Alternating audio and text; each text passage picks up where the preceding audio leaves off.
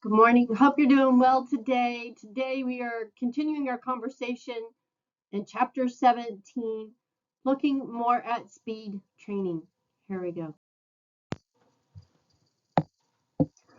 A complete speed training program aims to improve acceleration, increase maximal velocity, and maintain velocity against the onset of fatigue. While strength and power training alone can increase an athlete's speed, combining it with sprint training is even more effective.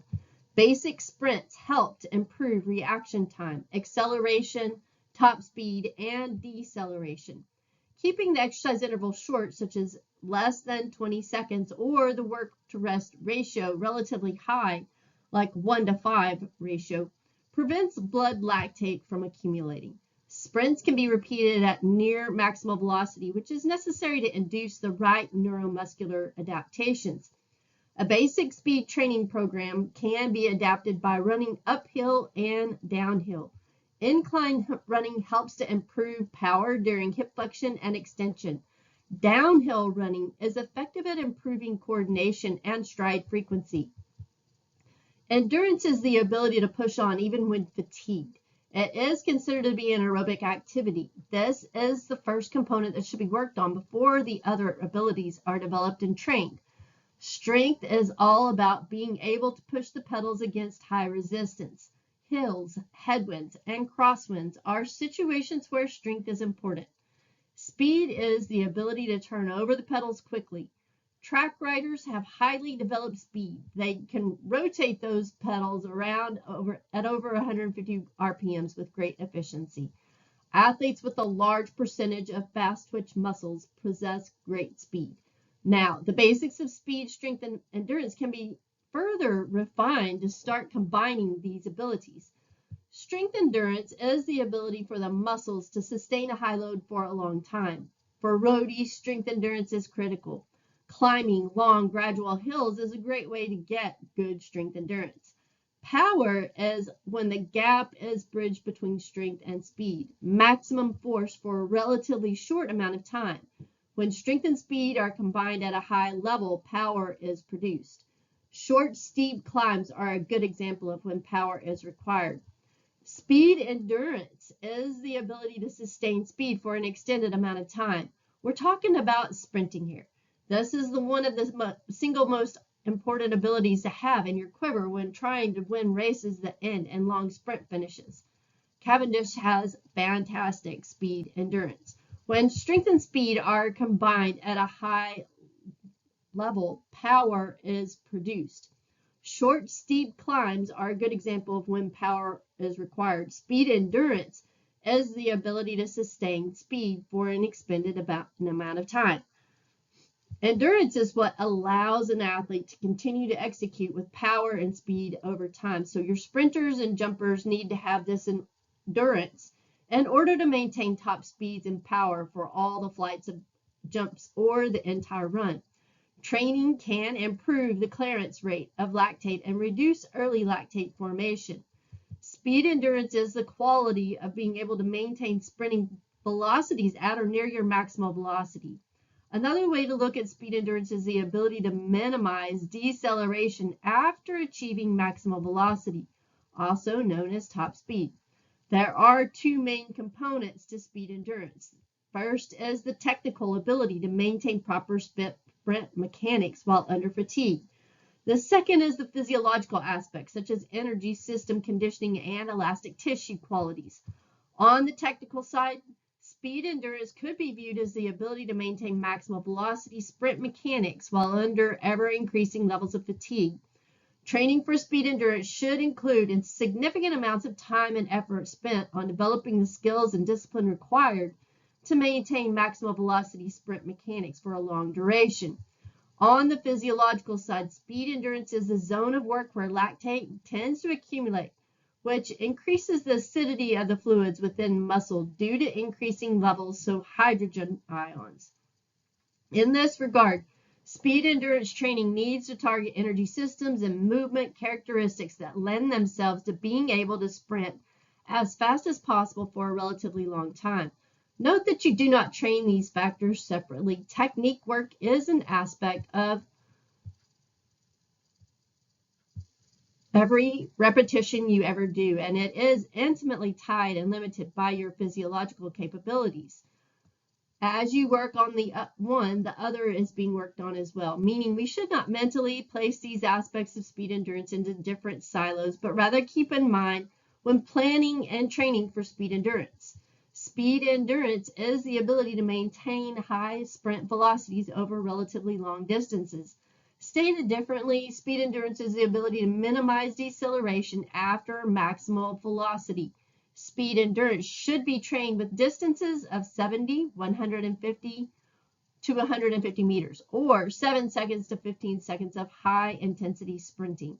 Speed endurance work should be incorporated all year with the specific workouts targeting the demands of the athlete's primary event. Sprinting is a combination of stride length and stride frequency. Both stride length and stride frequency depend on the anatomical features and the athlete's physiological state, looking at metabolic, muscular, and neural. Running is a cyclical, rhythmical motion with movements that balance and counterbalance the body. Executing proper running mechanics will improve the quality and quantity of force that will improve speed. Running performance is determined by the ability of the athlete to accelerate forward by efficiently producing high levels of force during ground contact. Runners can only apply force during the ground contact phases of the race. After forcefully landing and pushing into the ground, the free leg is actively driven forward, preparing for the next stride. So how should your posture be when sprinting? You should have a slight forward lean as all you need to have good posture when you're sprinting. Your head, neck, and shoulders should be directly in line with your hips to facilitate the sprinting movement. You want to keep your shoulders back and down and everything relaxed and in position. Optimal sprinting technique and posture doesn't come naturally and must be developed. On the surface, good running and proper sprinting form share some commonalities. Both require a neutral pelvis, head looking forward, tall posture, foot strike to be underneath the center of mass, etc. But dig a little deeper and the differences become very apparent. The role of technique is substantially more important in sprinting versus running. The body angles, ground contact time, arm movement, and foot strike are totally different. Sprint training programs are also much different than endurance running programs. One of the key differences is the amount of time dedicated to developing and maintaining sprinting technique. In order to generate the highest force possible, your sprinting posture or form has to be absolutely solid. Common errors such as being too low or breaking at the waist will seriously limit how fast you can run. Posture is the foundation that everything else builds upon. Trying to develop great sprinting mechanics and rhythm without good posture won't help you sprint faster. During upright sprinting, the posture should be tall with the head, neck, and shoulders directly on top of the hips. Anything more than a very slight forward lean will move everything out of position. The shoulders are relaxed and down. This allows the foot placement and force application to be vertical. Think of marching in place. Being broken at the waist or leaning too far forward will drastically reduce your ability to apply force straight down to the ground. So less vertical force equals slower speed. If the upper body and arm movement is dialed in, it will be much easier to hit the proper positions with the lower body. Remember, the goal of sprinting is to provide maximum vertical force to the ground. In order to achieve that force, the pelvis or hips should be neutral, not tilting forward or backwards. This will create a stretch across the hip flexor muscles during the stride. Similar to the stretch of the arms, this will allow for an elastic return of the thigh to the front side of the body. To sprint fast, you need to have the foot land directly underneath the center of mass. Think stepping over the knee and driving the foot straight down into the track. Longer strides should be the result of applying more force to the ground, which will automatically propel you forward. Many athletes make the mistake of trying to cover more ground by lengthening their stride, and this is a mistake and should be avoided at all costs. Olympic sprinting coach Ken Harnden spends a ton of time on stride length and ground contact with his athletes. It's also a major area of focus in his sprinting masterclass, Sprinting Smarter Speed Progression. Overstriding or reaching is a killer when it comes to how to sprint faster. The reason is because when you reach out for a longer stride, you are going against your inertia. It's like putting on the brakes every time your foot hits the ground. Each stride will also be less powerful if it lands in front of the body. You won't be in position to fully utilize the strength of the quads and glutes muscles. Reaching also puts unnecessary stress on the hamstrings. Instead, focus on pushing down to the track or ground with a neutral pelvis. Watch where the foot lands in relation to the body. This is a definitive guide on sprinting technique. You'll learn how to sprint faster and master proper sprinting form in 5 steps. The sprinting technique covered has been proven to dramatically increase speed across a wide range of sports, whether you're a track and field coach or athlete looking to take off of a second off of a 100-meter time, a football player wanting to improve your 40-yard dash, someone who wants to incorporate speed work and sprinting into your training routine. You'll get insight into the different skills associated with sprinting. So sprinting is a skill, which means you can train the body to be significantly faster. Like any skill, it takes practice and time to learn and develop the proper sprinting technique. However, sprinting isn't just running faster. Understanding the difference between sprinting and running technique is critical. Sprinting is about applying the maximum amount of force down to the ground. So, first you want to discern speed is not something you either have or you don't. If you put in the work and develop the right technique, you will learn how to sprint faster. Of course, genetic makeup is a major factor when it comes to performance ceiling and ability to compete at an elite level. But even the most gifted athletes have to learn the correct sprinting technique and spend countless hours refining it. It's true that the fastest people on the planet all won the genetic lottery. That doesn't mean that speed is unteachable. You can't change your DNA to become a world-class sprinter, but you can change your technique and training to maximize your individual potential and sprint faster. Usain Bolt is an example of great sprinting technique. Sprinting is a motor learning skill. It is motor learning or motor skill learning is typically defined as the process by which movements are executed more quickly and accurately with practice. Think of a pitcher practicing a curveball or a basketball player for working on free throws. It takes a lot of specific practice to become great. The same idea applies to sprinting. This means we can train the nervous system and muscles to react and move in a way that produces optimal speed. Many athletes and coaches believe that the way to get faster and develop speed is just to spend a lot of time sprinting. When it comes to endurance running and fitness, more miles in training typically leads to a better aerobic capacity and faster times to a point. However, sprinting isn't just running faster. After a certain point, speed doesn't improve with repetitions and time spent on the track. And it's because of the technique and biomechanics of sprinting is very different from running. Optimal sprinting technique and posture doesn't come naturally and must be developed. On the surface, good running and proper sprinting form share some commonalities. Both require a neutral pelvis, head looking forward, tall posture, foot strike to be beneath the center of mass, etc. But dig a little deeper and the differences become very apparent. The role of technique is substantially important in sprinting versus running. The body angles, ground contact time, arm, foot movement, and foot strike are totally different. So your sprinting programs are also much different than endurance running programs. One of the key differences is the amount of time dedicated to developing and maintaining sprinting technique. Sprinting is all about force production. The more force you apply to the ground, the faster you will go. The faster sprinters on the planet produce 5 times more vertical force into the ground compared to slower ones. Researchers analyzed Usain Bolt and estimated that he is able to produce over 1,000 pounds of force down to the ground. 3 ways to maximize force application are: number 1, proper sprinting form and posture. Number 2, proper sprinting mechanics and proper sprinting rhythm. In order to generate the highest force possible, your sprinting posture or form has to be absolutely solid. Common errors such as being too low or breaking at the waist will seriously limit how fast you can run. Posture is the foundation that everything is built upon. Trying to develop great speed, mechanics, and rhythm without good posture won't help you sprint faster. The optimal sprinting position is called the hard post.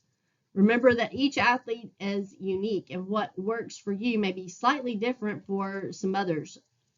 Some of the recommendations.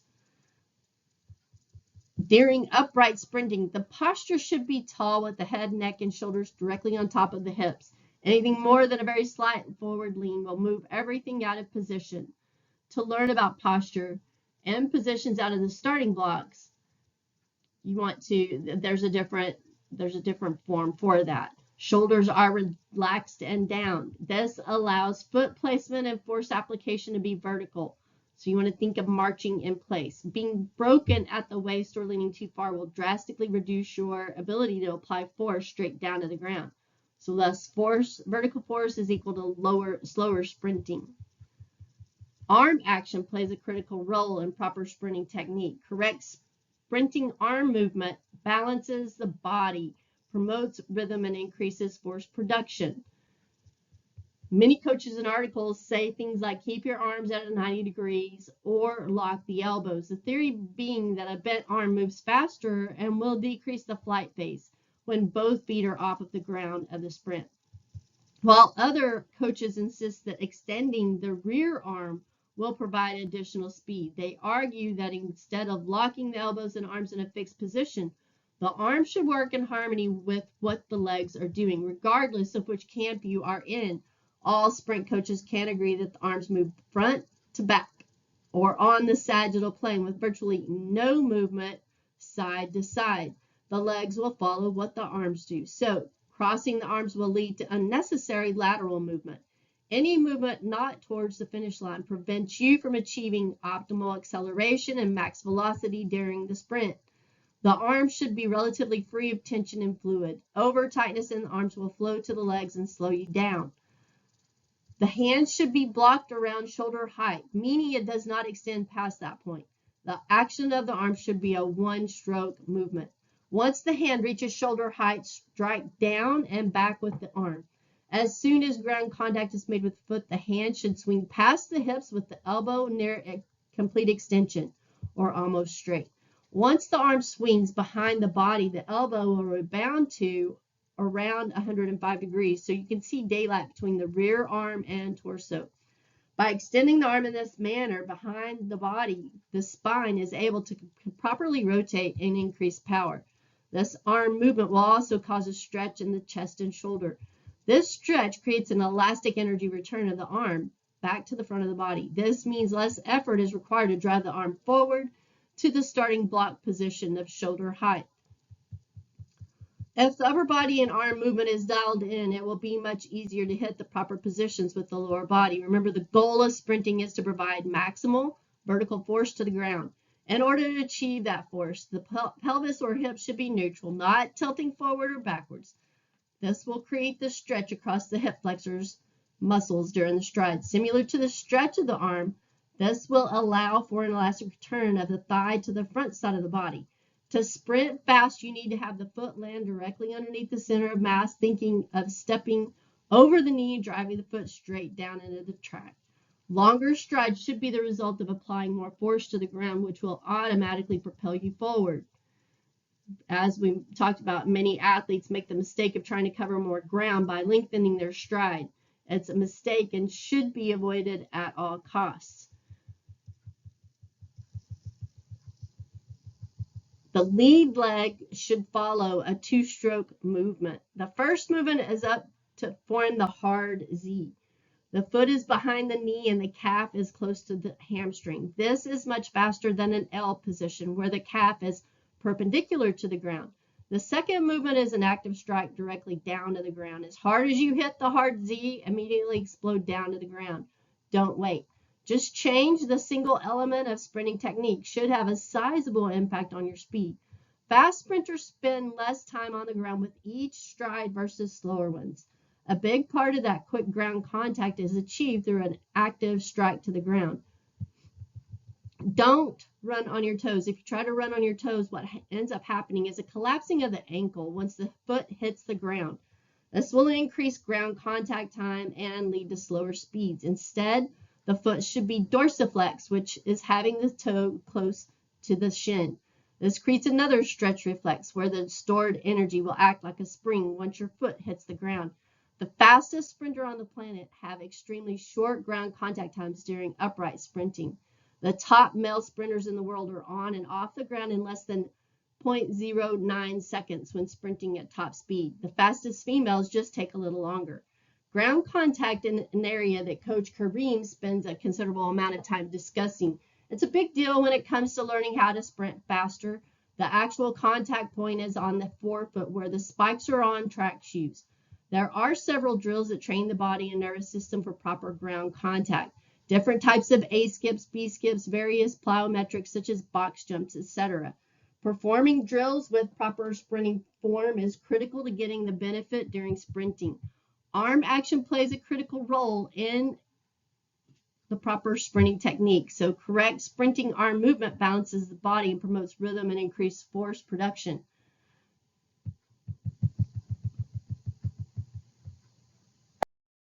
Linear sprinting is composed of a series of subtasks that can be divided into the start, acceleration, and top speed.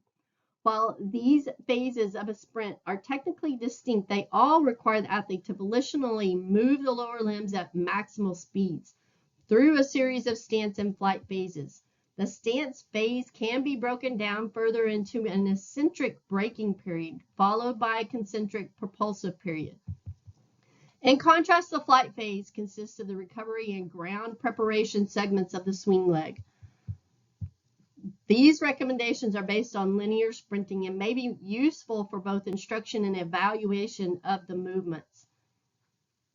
So during a sprint, support time should be kept brief while braking forces at ground contact are minimized and the backward velocity of the lower leg and foot at touchdown is maximized.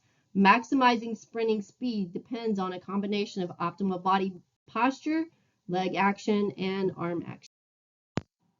During the acceleration phase, the body gradually straightens and strides lengthen. As the ball of the foot makes contact with the athletic surface, the foot should be in a dorsiflex position.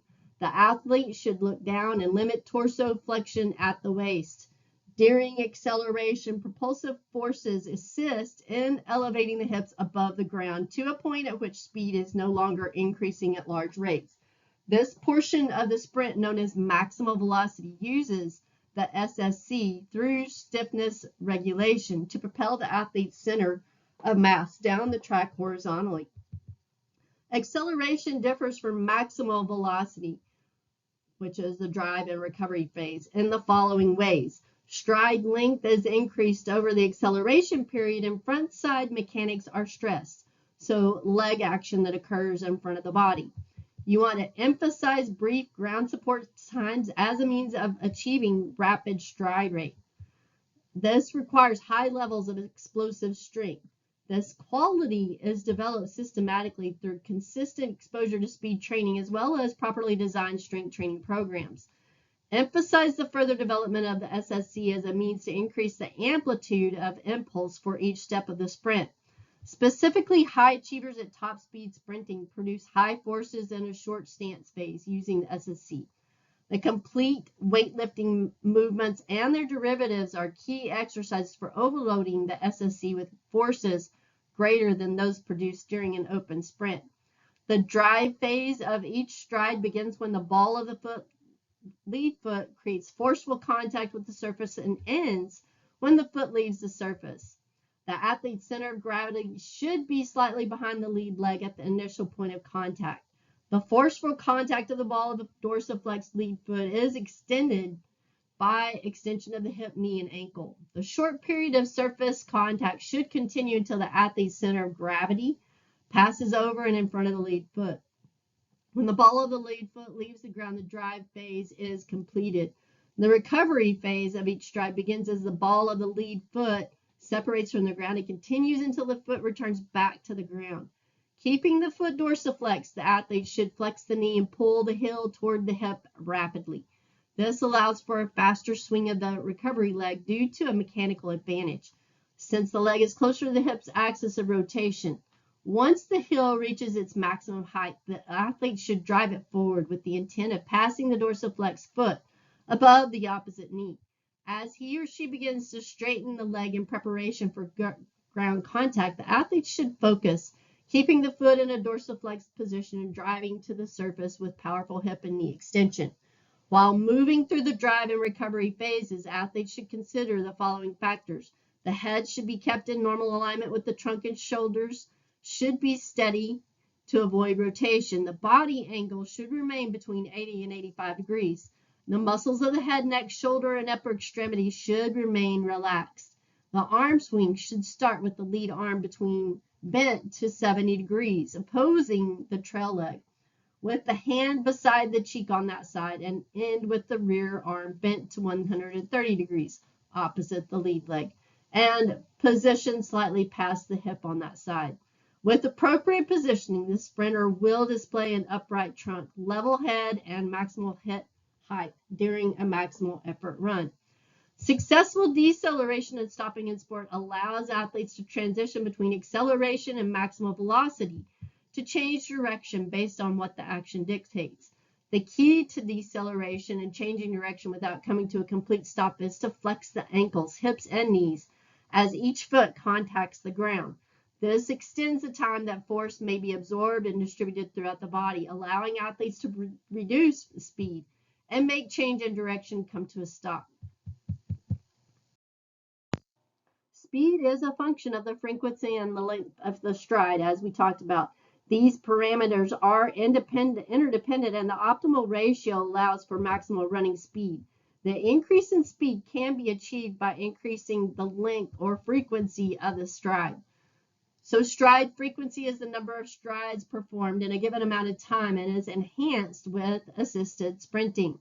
Assisted sprints allow you to perform every sprint at or above your maximum effort, which forces your body and muscles to react in a quicker and more powerful motion than what you're normally used to. Doing this on a regular basis will train the muscles to operate in that maximum and above maximum capacity while sprinting, which in turn will increase your overall speed. So here are some benefits you get from overspeed or assisted speed training. Increasing acceleration and first step, increasing your stride rate, improving your stride efficiency and getting more out of every stride, decreasing ground contact time, how long your foot spins on the ground, and training your body to activate muscles quicker. Stride length is the distance covered in one stride and is enhanced with resisted sprinting. Resisted training helps athletes increase their speed to strength ratio, which improves their ability to generate greater force during sprint starts or during any quick accelerations while running. Sounds complicated, but it's fairly a simple concept. The more power an athlete generates when pushing off the ground, the faster they will propel themselves away from the ground. It's the key to sprint. Sprint speed is underpinned by an athlete's ability to produce large forces within a brief period of time. These forces must be large enough to support the body weight in the presence of gravity and displace the body through an increase in velocity. Moreover, individual athlete training responses, which athlete monitoring reveals, should be used in manipulation of these variables. The exercise or work interval is the duration or distance over which a repetition is executed. The exercise order, the sequence in which a set of repetitions is executed. And the frequency, which is the number of training sessions per week that are performed in a given period of time or day or week. And the intensity or the effort with which a repetition is executed.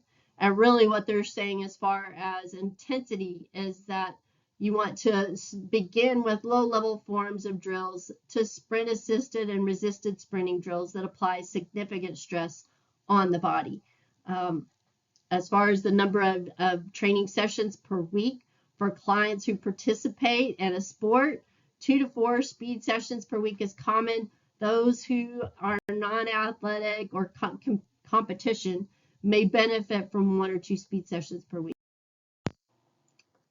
With recovery or rest interval, the time period between repetitions and sets, typically that time is determined by a proper work to rest ratio, and really what is recommended is 1 to 5 to 1 to 10, and is specific to the volume and type or intensity of the drill.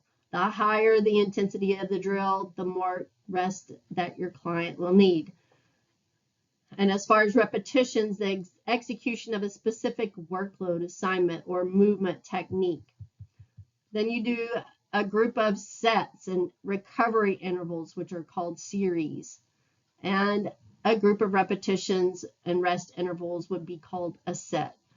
So, and then you look at the total volume, the amount of work that you've done. So 3 sets of 5 repetitions performed in a given training session or time is important to look at as well. And your work to rest ratio again. So the relative density of your exercise and relief intervals in a set is expressed as a ratio. Volume should be high enough when progressing your program to provide a challenging training stimulus while maintaining quality work. The ability to produce force high enough to and power should not diminish below 5% of an expected training performance before intensity, volume, and or recovery times needed to be adjusted. Approximately 40 to 60% of training time is dedicated to neuromuscular development for speed and power athletes, including event-specific training qualities for track and field. Between neuromuscular sessions, other important types of training methods are necessary for maximal athletic performance. Sample skill-specific exercises include active and dynamic warm-up drills. Dynamic flexibility and other movements are performed on low-intensity musculoskeletal training days to develop strength, postural stability, coordination, flexibility, work capacity, and individualized needs.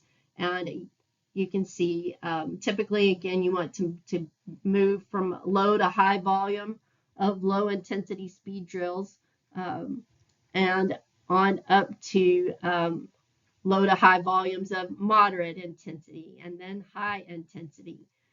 But you always begin with your general and specific warm-ups, and then once you've mastered those, then you can move into your form drills and other. In order to train acceleration, mechanics, and speed qualities at the start of the new training cycles, you want to be careful not to delay speed development. So you want to work on technique corrections. Breaking down the technique into various elements will help coaches isolate potential mechanical problems and recognize the mechanical deficiencies is important, but the corrections need to be addressed at a lower intensity running session first. Coaches need to focus on the cause of the inefficiency movement and address the problem with the simplest solution.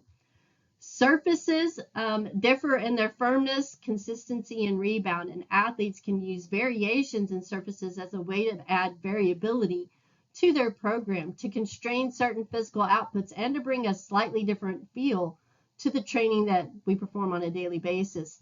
Training on grass is useful in off-season as a way to manipulate loading, make minor changes to the physical demands of the sprinter, and to reduce the predictability of each step, and as a way to avoid excessive impact as athletes increase the training loads during preparatory periods. Grass has less rebound or bounce compared to a synthetic track. Athletes experience an environmental constraint that they must overcome if they want to sprint on grass, similarly to how they sprint on the track.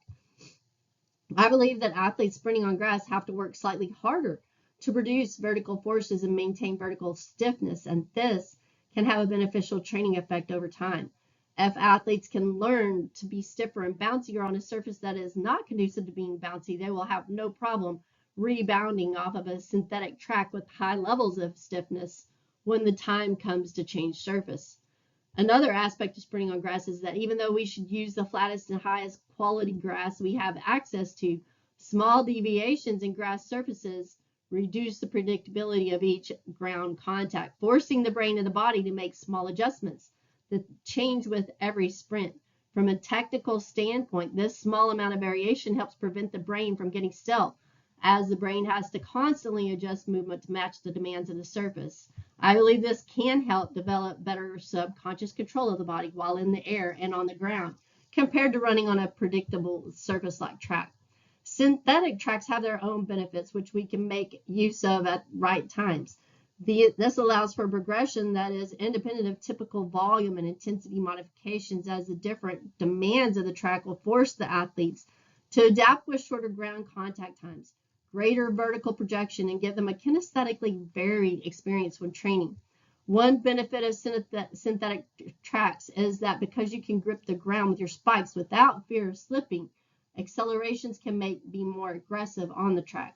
It can be easier to slip when aggressively training on grass, which cause athletes to hold back during early acceleration. Another benefit of the track is due to the greater rebound and bounce inherent to the surface. This stiffness and rebound allows for athletes to sprint with shorter ground contact times and run faster overall, providing a progression in speed stimulus that is independent of the athlete's intent.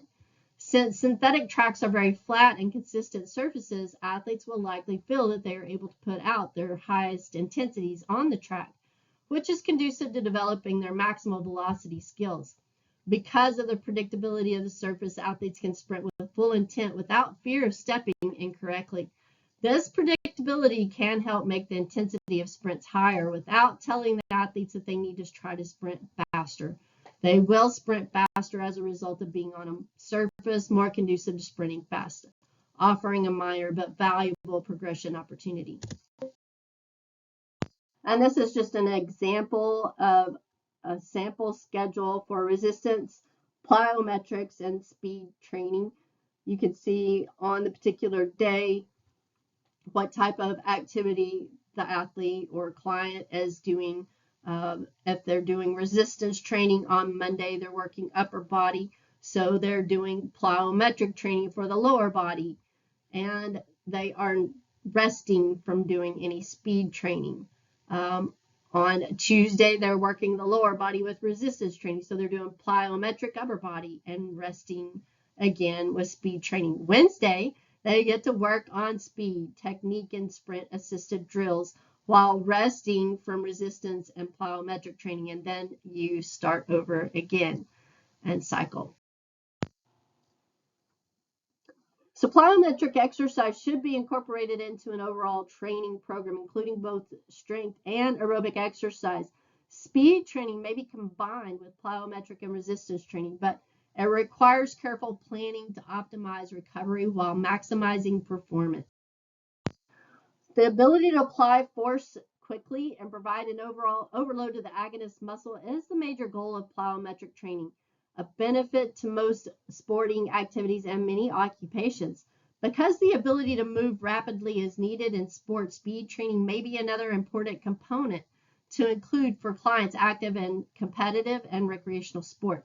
In addition to improving the potential to succeed in sport, speed and especially plyometric training may improve function on the job or may reduce the risk of injury. And these are some of my references. Thank you. I look forward to talking with you again. Have a great day.